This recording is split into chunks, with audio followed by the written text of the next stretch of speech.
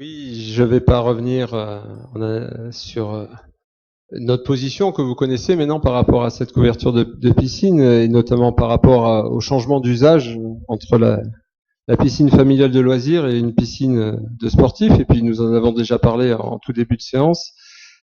Je vais plutôt revenir sur l'aspect financier. Je vous ai demandé lors d'un précédent conseil municipal quel était, selon vous, le seuil bas de subvention à obtenir pour que la partie investissement reste viable pour la ville en termes d'emprunt et de dette, puisque tout ce que nous n'aurons pas en subvention sera compensé par de l'emprunt et donc de la dette.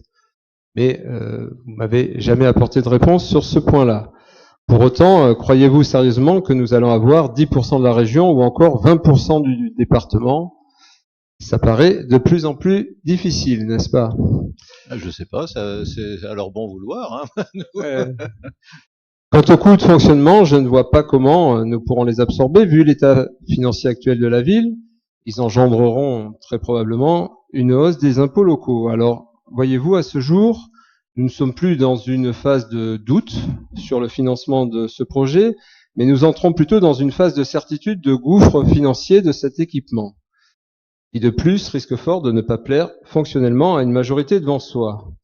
Aussi, nous ne prendrons pas part au vote de cette délibération.